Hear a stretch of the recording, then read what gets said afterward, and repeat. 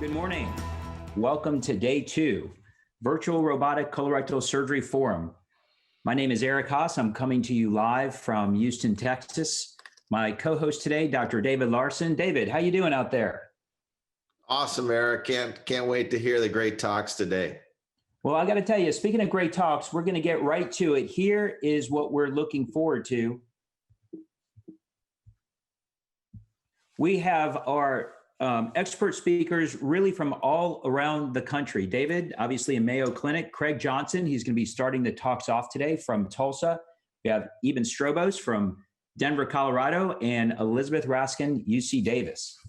And I got to tell you, yesterday went really well. We talked a lot about theory. We talked a lot about getting your programs going, various avenues in your hospitals and institutions. Today, we're going to buckle up. We're going for the anatomy. We're going to be talking about tips and tricks and techniques. It's going to be very, very exciting. We want this to be very interactive. This is your chance to see from the experts, ask your questions. Dr. Larson and I are going to be moderating about 10-minute question and answer sessions in between the talks. I just want to briefly say about my personal journey. I've been in practice almost 20 years, starting in Houston and pretty much staying in Houston. I went into private practice for about 10 to 12 years, then became into the academic world. And now I'm back into kind of a private practice academic model with HCA Foundation. But really what I'm getting at is throughout my career, maybe many of yours, there's been changes in my approaches to surgery. When I started, I was solo. I was in private practice. We heard last night, many of you guys have kind of similar concerns if you're just starting out. I wasn't really ready to go full minimally invasive, and I was doing quite a bit of hand-assisted surgery. And for me, that was a comfort zone. I had my hand in there, made things go much easier and smoother. But then I had to kind of push it a little bit and started doing regular laparoscopic surgery.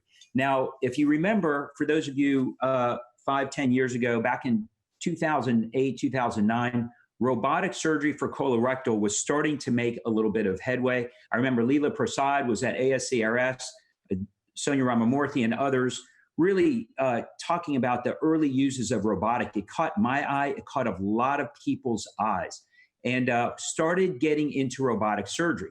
All along, now we had single port in TAMIS. That started coming into the field, and I started jumping on that.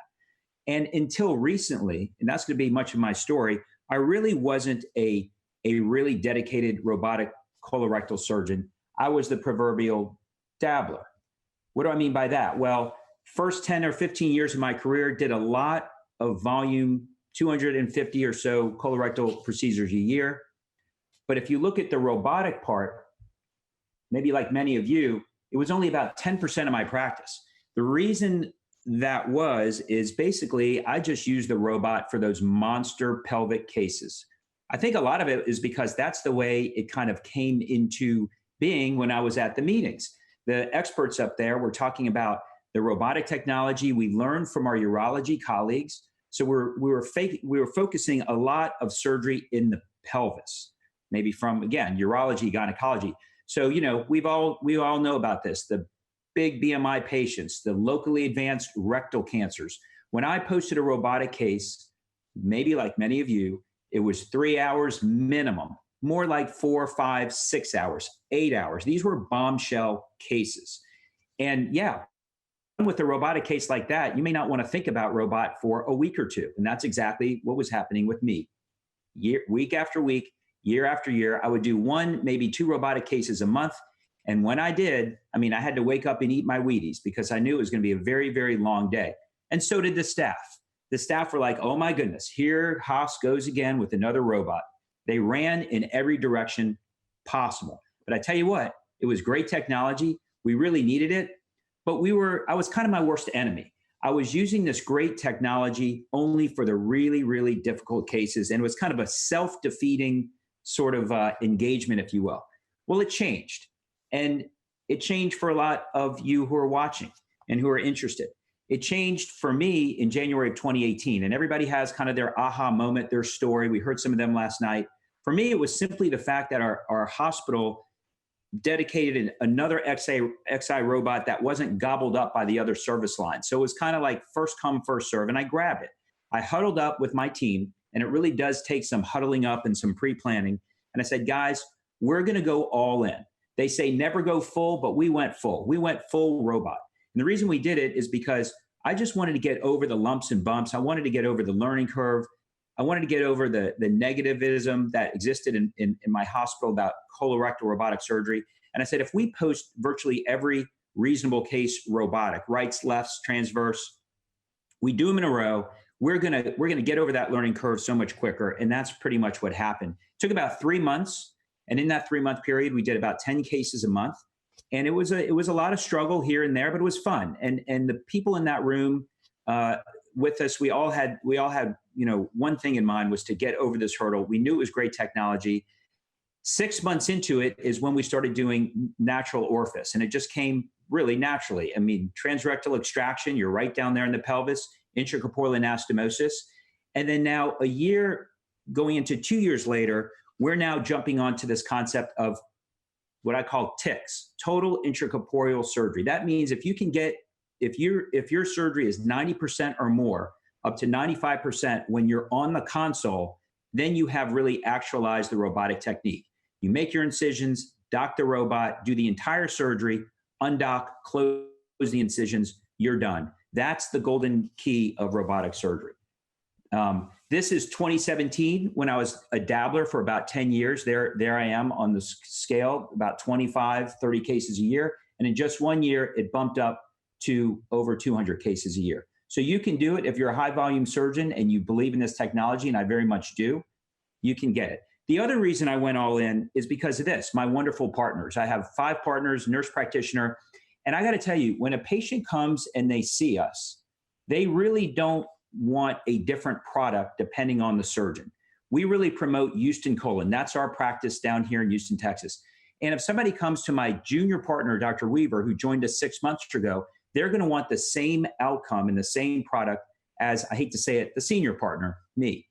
How do you do that? Robotic technology is the great equalizer. I very much believe that if you're going to have the similar product to offer your various patients and your various partners, the robotic platform really facilitates the product being pretty much the same regardless of who you go to.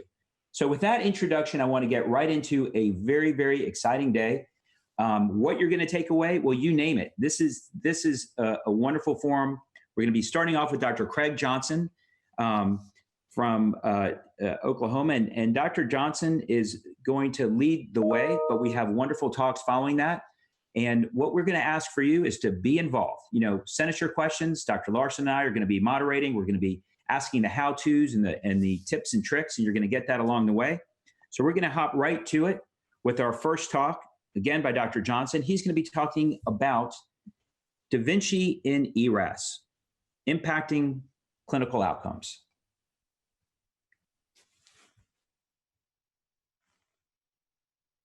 Well, welcome to the virtual robotics colorectal forum. I've been asked to give a talk about colorectal procedures plus enhanced recovery after surgery, accelerating clinical outcomes. My name is Craig Johnson. I'm from Oklahoma Surgical Hospital. I'm a colorectal surgeon. I've been doing robotics for about 10 years now. I would like to thank Intuitive for sponsoring this, as well as the Robotic Surgery Collaborative Facebook page. And hopefully this will be a really good experience. ERAS, Enhanced Recovery After Surgery, is, I think all of us know about this, and certainly most of our hospitals have adopted enhanced recovery after surgery. In summation, essentially it's interventions that are all done through the 3 phases of care. And again, these interventions are all based on evidence-based information. It's done in the preoperative, intraoperative, and postoperative phases of care. Within each one of these different phases of care, there are multiple things that are done in order to enhance the recovery of the patient. Now we know that these things definitely improve the postoperative course of the patient as far as length of stay and postoperative pain management. But one thing about the enhanced recovery after surgery pathway, when these were first began in Europe, they mentioned that, really, these days at least, ERAS just describes the modern multimodal approach for the management of postoperative surgical patients. And these, and even though these interventions in and of themselves are relatively small, in a cumulative way, they're very beneficial. Period. But one thing we do know, and this is John McPhee from Scarborough, states that the elephant in the room, at least with ERAS, is that the surgery itself has been completely ignored. There's no question that surgical technique is important, and the more minimally invasive it can be, such as laparoscopic or robotic, or even just making small little incisions, is crucially important in the management of these patients. There are other things that make a difference: modern anesthetic care, duration of surgery, blood loss, but very important is also the amount of contiguous tissue damage that is done. There has been an evolution of minimally invasive surgery. Laparoscopy was introduced in the late 80s, early 90s, at least for colorectal surgery. But it was difficult. It was very difficult to do laparoscopic colon surgery, especially in the early phases, in the early days when the instrumentation just wasn't quite up to speed. Then hand-assist laparoscopic colon resection came around in the early 2000s. And this had always been intended to be a bridge from pure laparoscopy, from open to pure laparoscopy. The thing is, though, is that individuals became very comfortable with hand-assist laparoscopic colon surgery and never really progressed to the more minimally invasive surgery. There was at one time a big push to do single incision laparoscopic colon resections. However, at least in my practice, this has kind of fallen out of favor with me. And the main reason is because of the increased rate of incisional hernia. Plus, it is very, very difficult to do a intracorporeal anastomosis through a small single incision around the umbilicus.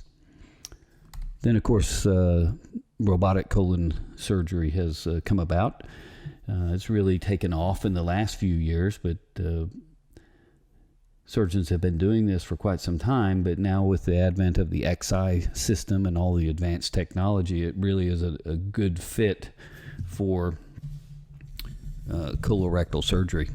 Now, if we put all these on a scale of most positive and most negative with regards of patient outcomes, length of stay, complications, and patient satisfaction, these can go on this linear scale, and at each end, on the far most negative, of course, is open surgery.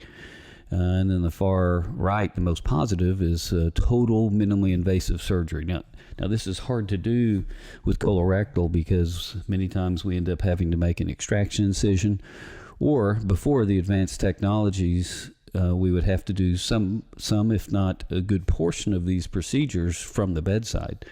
But now with again, the advanced technologies and the XI platform, we can do the majority of these cases MIS, and there's been some novel approaches as far as native orifice extraction that eliminate the extraction site, and so we're getting very, very close to total MIS surgery with as far as colorectal surgery goes. But if we put these other modalities on this scale, we know that hand-assisted surgery is very close to open surgery as far as all these parameters. Laparoscopic is better, but it kind of depends on how you do it. I mean, if you're doing just a small portion of the procedure laparoscopically and then do some kind of hybrid approach, the outcomes can be quite variable. Robotic surgery, however, is very close to total MIS surgery. And again, I think with some of these other novel approaches, it can be total MIS surgery. This includes not only resection, but also the intracorporeal anastomosis, and essentially doing all of the major parts of the procedure robotically or minimally invasive. So let's look at different modalities. If we look at laparoscopic colon surgery, again, this has been going on since the early 90s. If you look at the rates of minimally invasive surgery as using laparoscopy as your minimally invasive tool, they report as higher rates as 59%. But we know from looking around the world, like in the Dutch study in 2013, that only 44% of all right colons done in that country in 2013 were done laparoscopically. So 65% were done open. In the U.S. academic centers, lap rate is about 42.2%. It doesn't really differentiate whether these are done pure lap or hand assist, but I dare to say that probably most were done hand assist. In the conversion rate, though, it can be pretty high, 16%, leaving an effective lap rate of around 35%. If we look at conversion rates in the in 2000, 2010, it was almost 17%. And I think part of this wide variation of percentages has to do with the fact that there are multiple laparoscopic techniques being reported, and it's really hard to differentiate which is which. We know that straight lap will be called laparoscopic as well as hand assist, and as well as laparoscopic assisted. So there's some variability in nomenclature that I think needs to be addressed. And then if you look at the more complex surgeries like rectal cancer, lap rates can be as low as 10%.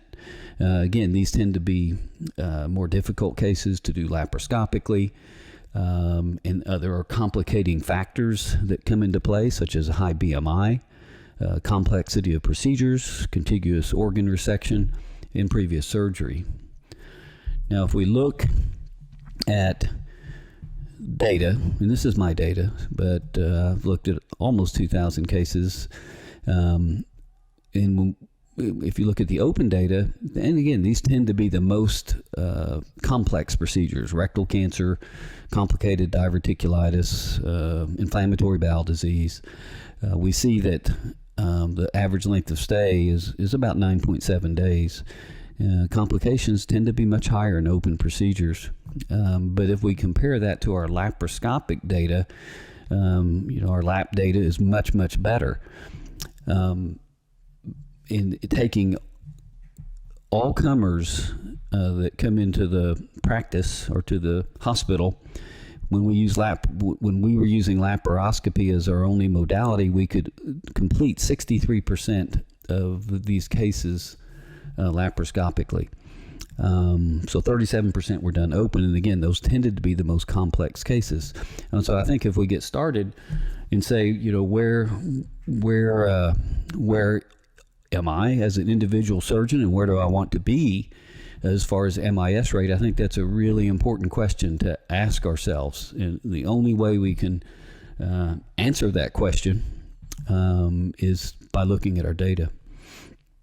And I think the question to ask is, what's my MIS rate? I looked at my data in 2009, and this is where I was. I could do right colons about 87% of the time, minimally invasive, with an extracorporeal anastomosis. I did not do ICA in 2009. Sigmoid colons were a little lower, and then, of course, pelvic cases, the most difficult cases, were quite low, only 34% MIS rate. And so when I decided that the laparoscope, at least in my hands, I could not achieve where I wanted to be, which was a much, much higher MIS rate, I decided to start looking into using a different modality, and robotics is where I went, because I really wanted to increase my MIS rate for pelvic cases. That was my main goal. But then after that, I thought I would need to increase my MIS rate for the high conversion rate cases, the more complex sigmoid cases, inflammatory bowel disease. I had a goal that was high, but I thought very attainable if we could get there. And so that's kind of where I was in 2009. So the question is, how can we achieve these best outcomes that are possible? There's no question that technology, in my view, is the answer. Right now, Da Vinci has the best platform, at least for these complex abdominal surgeries. And then couple that with a system-wide enhanced recovery after surgery program used by all surgeons for all colorectal cases at an institution can achieve the absolute best results possible. And then let's look at some of those results. This is just looking at sigmoid colon and low anterior resection. The light blue is sigmoid colon. These tend to be diverticulitis cases, cancer cases, things like that. And the green columns tend to be colorectal cancer cases or rectal cancer cases. Almost all of those patients would have a temporary ostomy. And if we look at the data, there's no question that adding enhanced recovery after surgery does make a difference. Even before enhanced recovery after surgery, these numbers look really very good. But then you add the enhanced recovery after surgery, and we actually get significant improvements with length of stay. And then we go down, and also a significant improvement with postoperative pain control. If we look at the milligram morphine equivalents before ERAS versus post-ERAS, we're looking at about a 65% improvement in the use of narcotics, which correlates to, obviously, to less postoperative pain. And then this slide is just a slide that has a lot of information. Essentially, this is our practice at our hospital year to year, looking at all comers of patients that have colon resection. And again, before robot, which we started in July of 2010 for colorectal on an S system, we did all comers either lap or open. And in 2009, our lap rate was 63%, and our average length of stay was 8.2%. And so, again, we started our program in July of 2010, and as you can see, we had to, even just using an S system on the more complex cases that we were having to do open, our MIS rate actually improved significantly in just that first year, almost 20% after we were doing it for a year. And you see from the graph that these open cases were the ones we were doing initially. This is where we wanted to have improvement in our patient outcomes. Our lap cases actually went up, but then this is with the S system. We just had very little time in the OR because, again, they were mainly being used by the urologist. And then we got a second unit in SI here in 2012, and then pretty rapid after that, we started having a lot of more advanced technologies like the vessel sealer, which was critical for doing deep pelvic dissection. And then, of course, the stapler came in May of 2013, and this is the first time our hospital started doing right colon resections consistently, and we would do intercorporeal anastomosis. We added our enhanced recovery system in early 2014, and then XI in June of 2014, and then table motion was to follow in March of 2015. And as you can see from this, our open colon surgery cases are going down ever so slightly.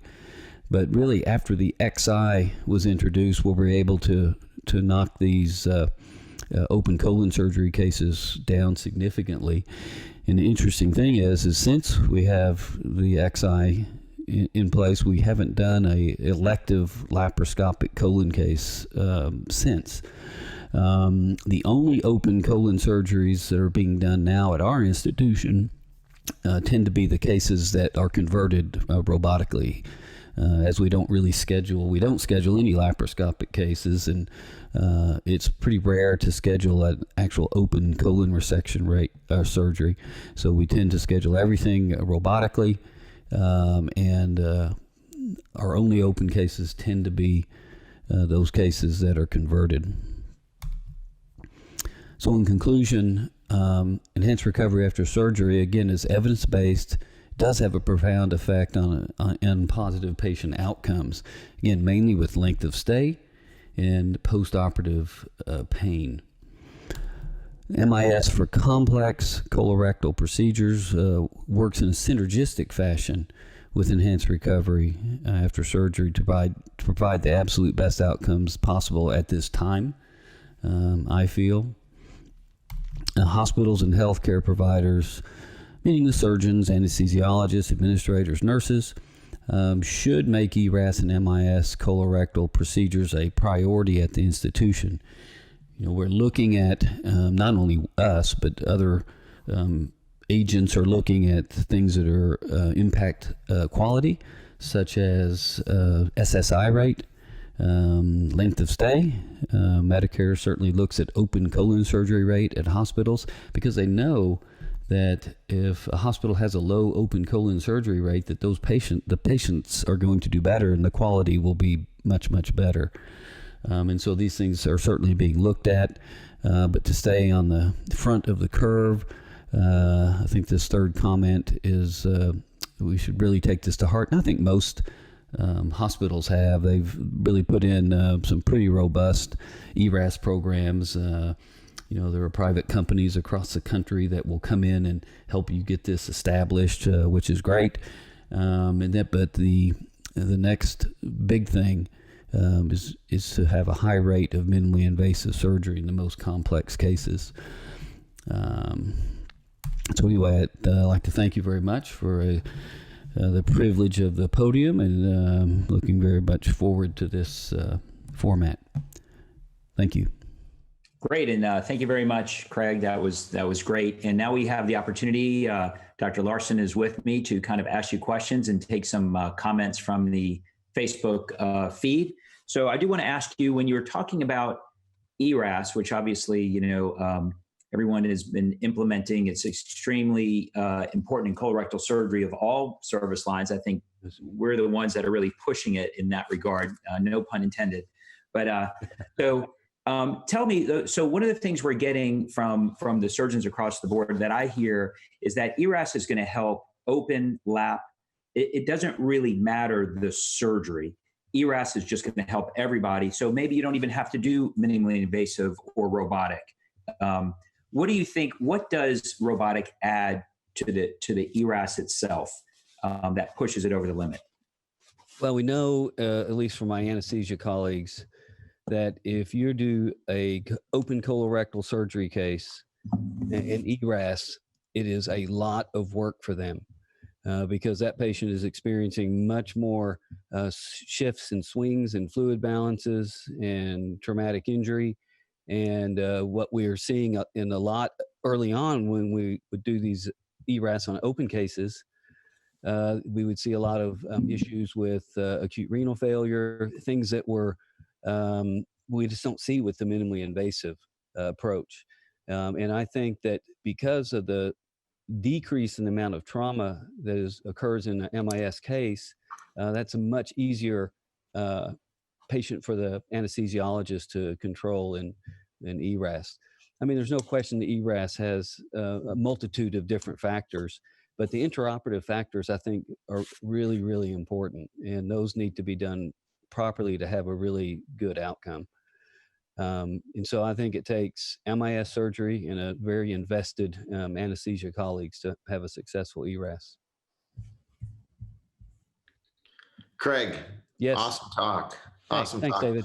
So obviously you're a fantastic surgeon, but you were a very early adopter. I mean, working with an S or an SI, I mean, early on, those were hard days. And with the exercise system, surely it really helped us. But Can you just walk us through how did you develop robotic skills so quickly? I mean, what was the learning curve for you like? Well, back in the days, again, I looked at my data. I really wanted to improve kind of where I was lacking as far as the pelvic stuff. I just could not do it, what I considered a good reproducible pelvic MIS case. But with the S, I could. Now, you have to understand, with an S and an SI early on, every procedure I considered it a hybrid procedure. It's not like the XI. Just like Eric was saying earlier, we want to get to total MIS. To me, it was just kind of on the path of the journey, going from LAP, which had its limitations, to S, which was better but had its limitations. SI was better, but and then you get XI, which is fantastic. And so the cases I do now robotically in 2020 are totally different than the way I did them in 2010, just based on the technology. So again, this is a process. This whole thing is just a process, a journey. And obviously, Craig, you had to, did you just go all in, as Eric Haas has suggested, with robotics? I mean, is that how you overcame your learning curve? Oh, absolutely. I had 4 hours a week when I first started in 2010, and I would have a case on every week. And then usually Friday afternoon, of course, was open. And so I would usually do a case Monday and Friday. Every opportunity I had to get on the robot was good. And also, of course, back then in the S system, they didn't have simulators and things. And so I would come up to the hospital on Saturday with my kids, and we play on the robot all day, just stringing rubber bands. And, I felt like I didn't want to do a case until I felt really comfortable on the console. And that took me about 40 hours, but it was okay. See, kids can improve healthcare. Yes, they can. Well, my kids were much better robotic surgeons than I was. I can tell you that early on. Eric's got a question for you. Yeah, Craig. So one thing is actually, you said Friday. That's very interesting, because last night we were talking about access to the robot, and that's actually one of the things that I did. Is I went to the OR and said, what are your least busy days? And they said Mondays and Fridays. And I said, give them to me. So I agree with that. I wanted to ask you, we had a question. So right now, when would you say that's going to be a laparoscopic case versus a robotic case? Let's swing it around. When would you go straight for lap? For a colon resection? For a colon resection. Or do you? What? Say that again. A colon resection or what? Yeah, for a colon resection. When would you decide not to do robotic? When I would decide not to do robotics? Never. All right. No, a robotic case, I've done a lot of robotic cases, and I'm much more comfortable on the console now than wielding laparoscopic instruments from the bedside. And so I would never choose to go to doing a lap colon resection. That would be never. Let me ask you this. What about the emergent case or the weekend case at night that you have to come in and do? Something like that. Well, I would maybe do a lap case on an emergent case.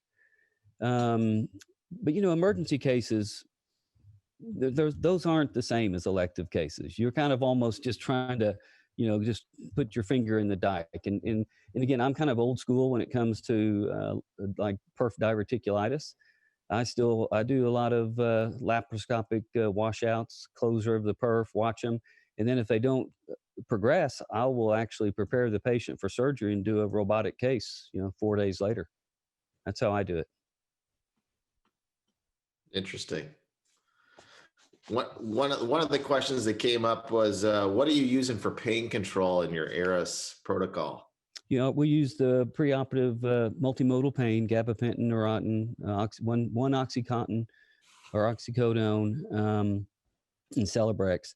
And then we do a tap block with Exparel and Marcaine. We've been doing tap blocks for years, but our anesthesia is very invested into our ERAS and the post-op pain. And they've learned recently that a quadratus laborum 1 block tends to work a little better than TAP. And we've been doing that now for about 3 months. And the reason that it's better is because it gets more visceral block. And I tell you, it makes a difference. What we've seen doing the QL1 block is how they refer to it, is that post-operative pain the first day of surgery, that the CO2 or gas pain just totally eliminated when they do the QL1 versus a TAP. And so we're constantly trying to improve that aspect of our practice. It's interesting. We send only about 20% of patients who've had a major colon resection, send them home with a prescription for pain meds. Almost 80% go home with just Tylenol or ibuprofen, and they do very well. Basically painless surgery then. I tell you what, I've had many patients, I'm sure you have too, David, who will come back and say, Doc, that was easy. I didn't take a pain pill one. That was not a big deal. To me, that's the beauty of all of our MIS approaches in robotics. Certainly one of them, intracorporeal work too. I mean, it just helps us eliminate incision size. Right. It eliminates pain. We tend to use an intrathecal or a tap block like you've suggested. Really game changing. Oh yeah, I think a regional blockade of anything. I'm not a big fan of any one or any specific thing, but anything you can do additive, some kind of block what anesthesia is doing is so much better. Craig, we're just going to finish up. I do want to ask you, this question is coming up.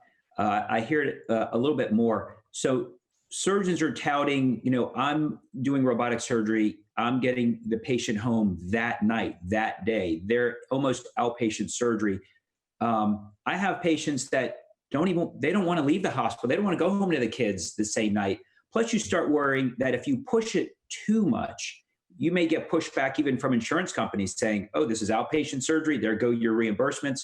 What do you think about, do you at least want that one night in the hospital or even 2 nights, et cetera? Or should we be striving for same day discharge? We only have about 30 seconds, but take a crack at that. Well, I can tell you that I think with some active home health care, if we set up a program to where they could monitor the patient 24/7, go check on the patient, may be fine. But look, there are rules with insurance company, especially Medicare, that if the patient with these codes don't stay 2 midnights, hospital doesn't get paid. So that's how it works. That's how it works. Well, that was great. And what's even better is you have another presentation yet to come. We really look forward to it.